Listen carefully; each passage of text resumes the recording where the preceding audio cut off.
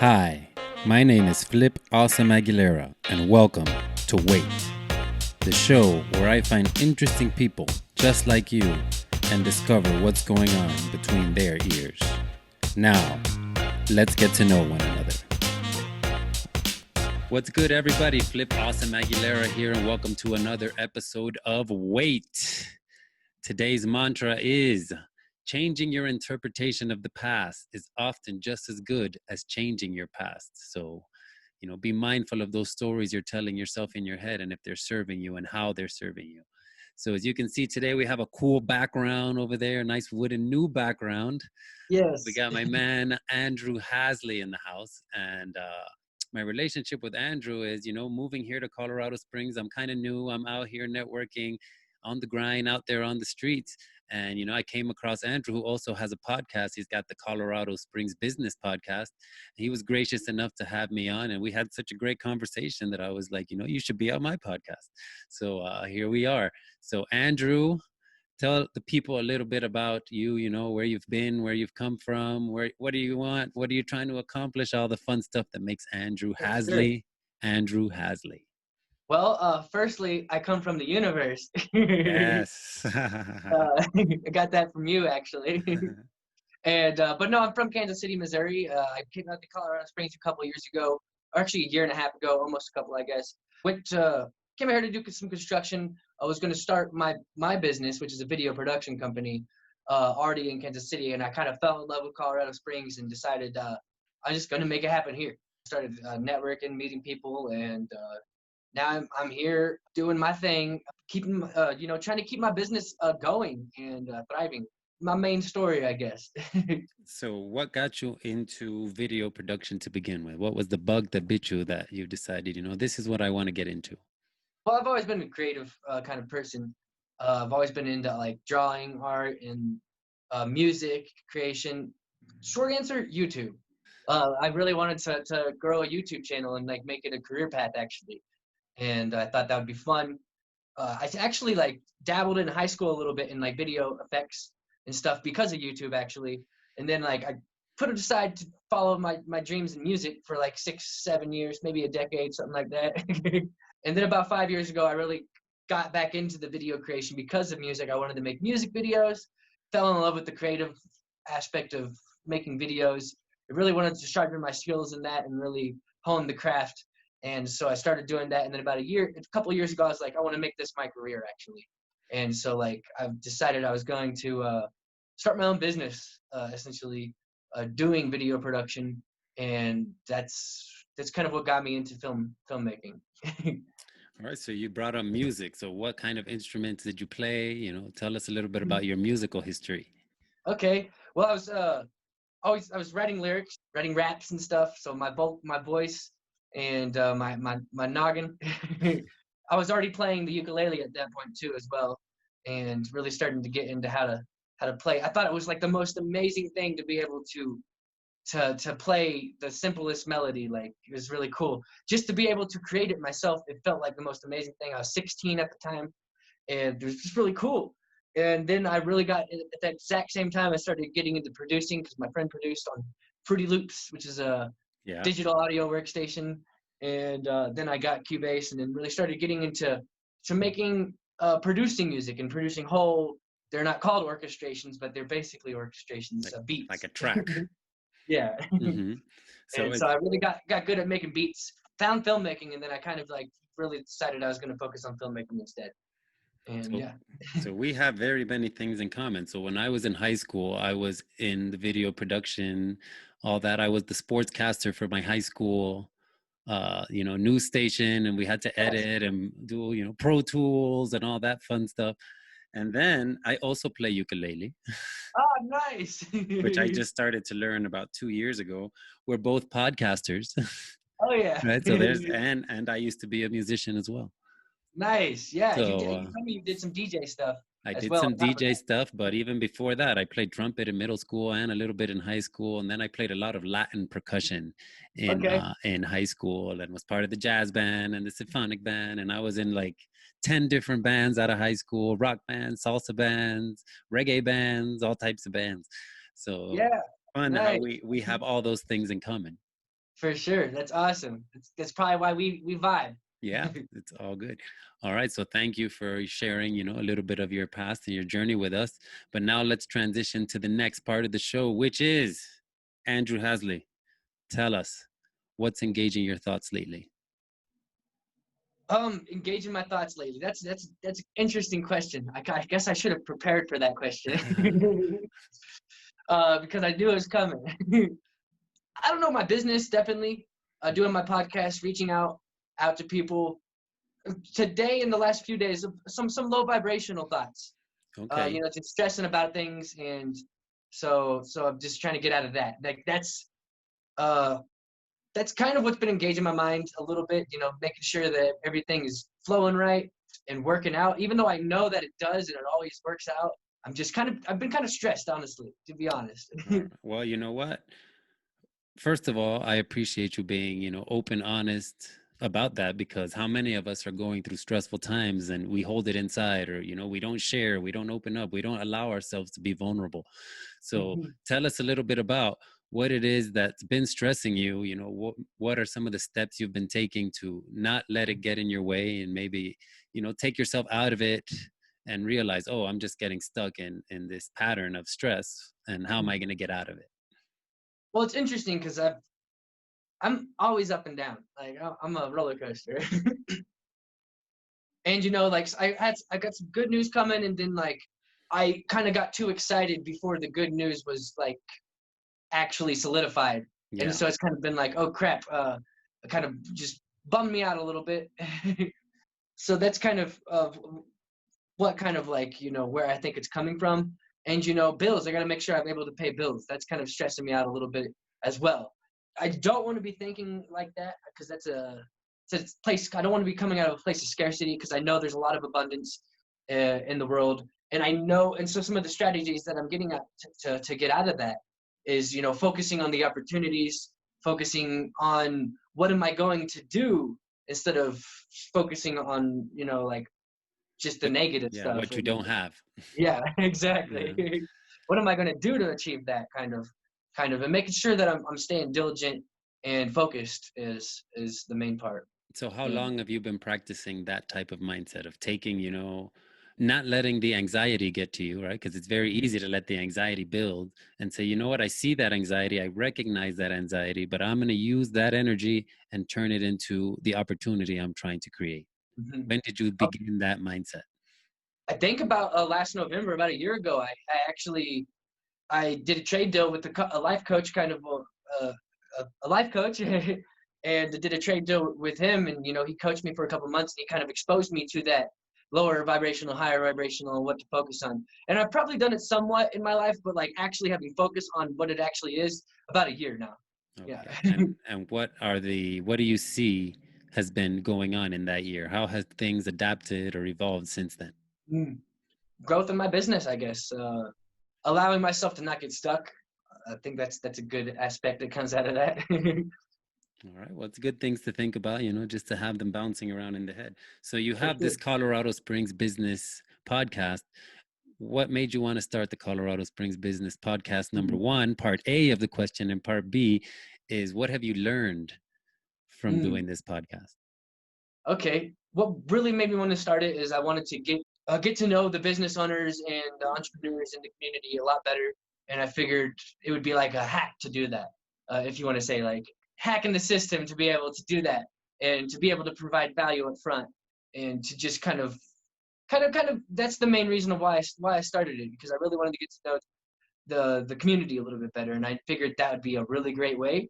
Also, Gary Vaynerchuk gave me the idea to start the podcast. Actually, he said you need to start a podcast called Your City Name Business Podcast. And so essentially, literally, that's what I did. All Well, right. as soon as he said that, like it triggered a bunch of thoughts. I'm like, duh, that's perfect. That makes so much sense. And like it got me so excited, being able to help and promote businesses as well on top of that. And what was the second part of the question? What have you learned from it? Like Mm. what? Yes, yes. One thing I learned is the original purpose changed a little bit. I learned that the power that it has to help the community as well, help other people have a platform where they can talk about what they do in a high quality way. That's what I wasn't doing at high quality at first. Like for the first 4 or 5 months of it, I wasn't doing high quality. The goal was just to get to know business owners and stuff like that, and to really hear their message and also promote their business. But then I learned like how powerful it could be. So I had this epiphany a few months ago where I was like, I need to take it to the next level and provide high quality content for these businesses for free, essentially, and let them use that.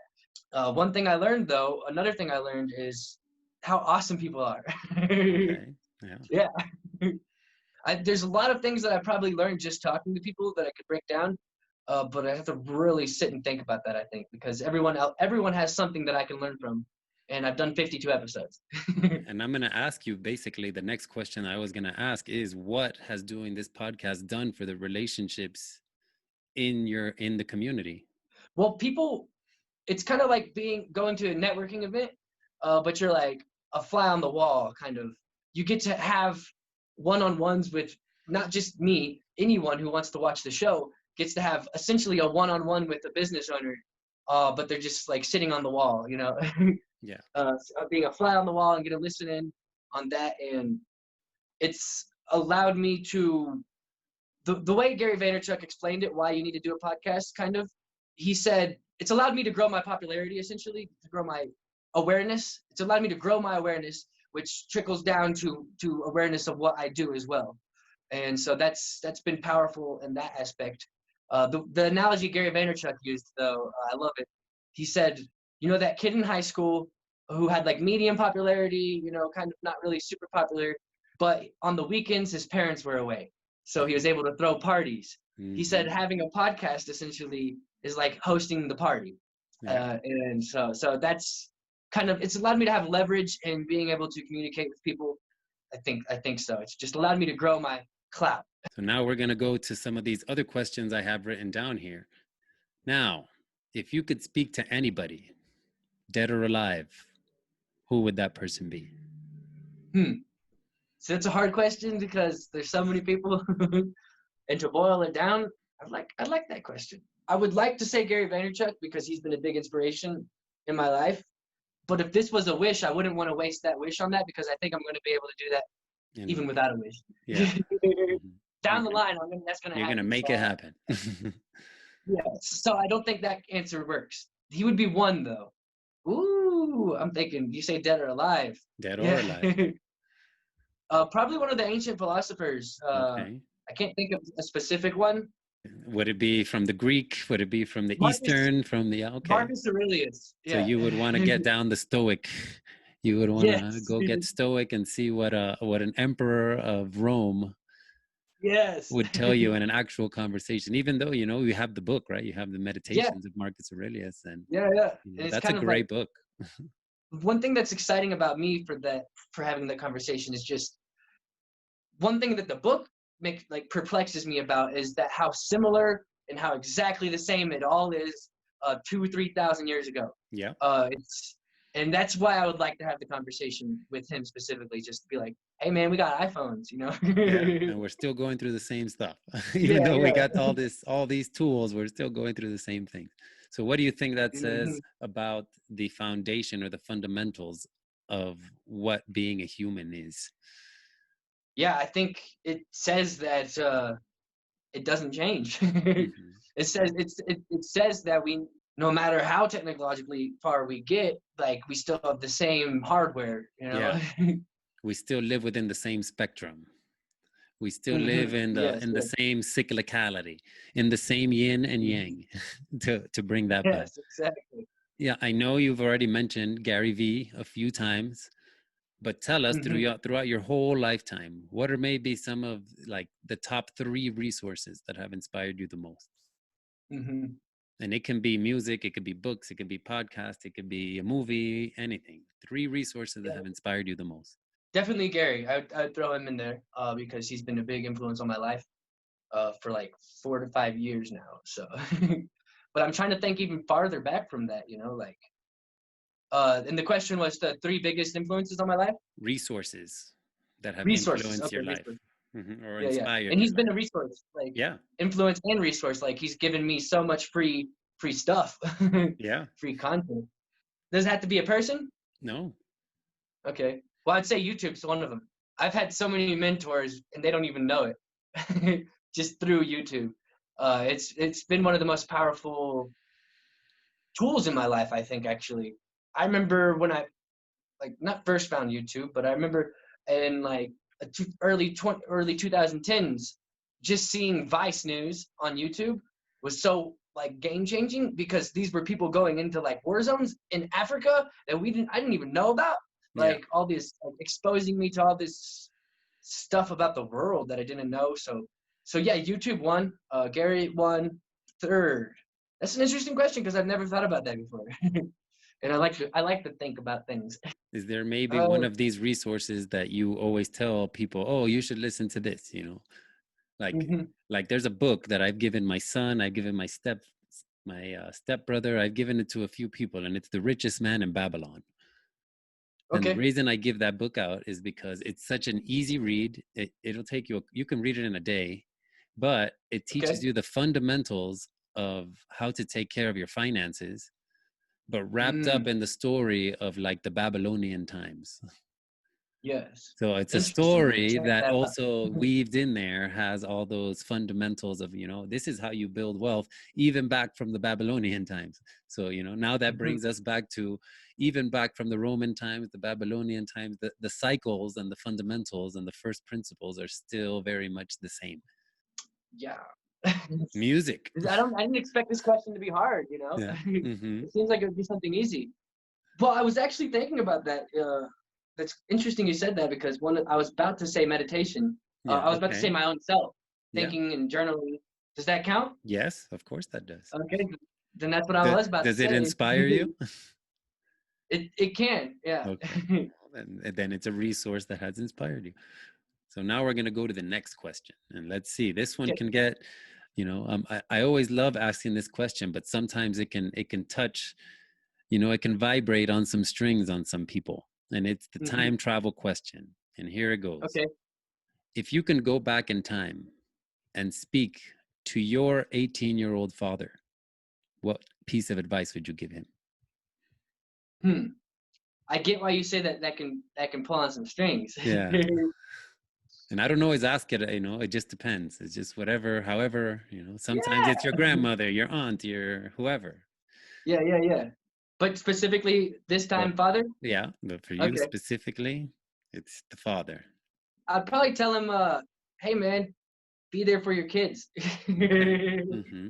Yeah. That's what I'd probably say. I All don't right. know him. I never really got to know him that well. So because he Mm-hmm. wasn't, Oh, then he okay. passed away from drug overdose, Mm. and I never really got to really get to know him that well. Yeah, And if that's I what can I thought. ask, how do you think that's made you develop in your life? How has that created who you are today? It's probably made me more driven, more self-reliant. Probably because of certain events that happened because I didn't have a father around. They hardened me a little bit. So maybe that's a little bit. Yeah. Mm-hmm. Right. Well, thanks again for sharing and being vulnerable with us. And now, last question are there any questions you would like to ask me? Yeah. What are your three biggest resources for influencing your Well, life? podcasting has definitely been, and I was an early adopter of podcast. I should have started one years and years and years ago. And actually I did. I have like 5 or 6 episodes that I did with a friend of Nice. mine that's called Grow a Pair of Confidence. Okay. And I'm sure Nice. it's out there in archives somewhere. It was just something we tried, but we didn't really have a system down. It was just spur of the moment. Let's try this. Let's do it. And again, it was about 5 or 6 episodes, but it Yeah. was really fun. But I say podcasting because podcasting, at least in my life, when I look at the types of jobs that I've always had to drive a lot. I Hmm. used to work for a liquor distributor down in South Florida, and my whole area literally was Southeast Florida. So I was Hmm. driving from like Vero Beach to the Keys all the Okay. time. So that gave me lots of time. And if it wasn't for podcasting, I would have never changed my career into who I was Hmm. today. Because when I wanted to start to learn about fitness, there was this podcast that I came across called the Fitcast. And I Okay. just started to devour that podcast. And that was like in 2007. So, you Okay. know, Yeah, yeah. it That's was like the really brand precipice. new. Yeah, it was really brand new. And what's funny, you know, like you say, you hear all these things from Gary Vee and that you plan to meet him, but I've actually met the guy who Oh, did that podcast. I went to his gym out in, he's in the Northeast, like in the New England area. I think it's Gloucester is where his gym is at. And, you know, I called him up one day because I basically saw this kid grow up from college to, you know, being a spokesperson in the fitness world and having, yeah, you know, a voice in the fitness world. And I was like, dude, I'm going to be in that area. I want to go check out, you know, and just shake your hand because, yeah. you know, That's what's up. you helped inspire me. Right. I would say another one would be Harry Potter. Interesting. Yeah. Okay. And the Did it reason help you get imaginative and think and like? well, Harry Potter was the first book that I actually read because I wanted to. Hmm. And I have to give a little backstory to that too, because I was supposed to read it my senior year of high school, but then I didn't read it because they were telling me I was supposed to in school. They're like, "Oh, Mm, you got to read this book," and it's like, no, I don't want to read it because you're telling me to. And yeah, who yeah, wants to read a kid's book? You know, you're thinking that back then. But when yeah, I yeah. had my children, I remember that the third movie had come out and was Hmm. like on HBO or pay per view or whatever it was back then. That it was finally coming out so that you can see it. Hmm. And me and my son were watching it. And all I kept thinking while I was watching this was, man, this movie is really cool. Like I really Yeah, like yeah. this, the storyline. And I hadn't really read the first one. I glimpsed it because I was supposed to for school, but I hadn't really dug into it. And at that point in time, I think five of the books had already come out when that third movie had was already out. And after watching the third movie a handful of times, I was like, you know what? Let me give these books a shot again. Hmm. And from the second I picked up that first one, all the way through to that fifth one was like maybe a month and a half, and I just Oh, devoured wow. those books. And I had never done that in my life. You know, I was more of a fixed mindset person of, oh, who wants to read, who needs to do that.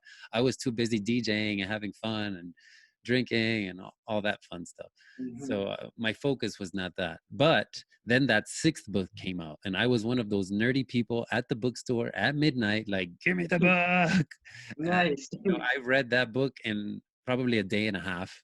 And the sixth one is Wow. a pretty Oh, fat book. wow. And then when the seventh Yeah. book came out, my kids were a little bit older at that point, and I remember I took them out to one of those places where you can just let your kids loose and run around and you don't Hmm. have to worry about them.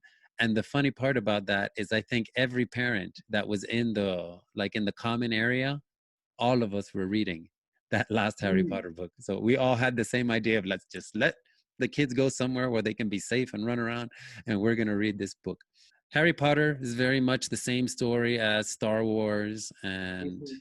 and The Matrix. You know, there's always a one, there's a prophecy. Hmm. There's a good side, there's a dark side. It's Yeah, very yeah, much that same story, but I really love that fantasy world of magic and yeah, all yeah. that It's stuff. fun.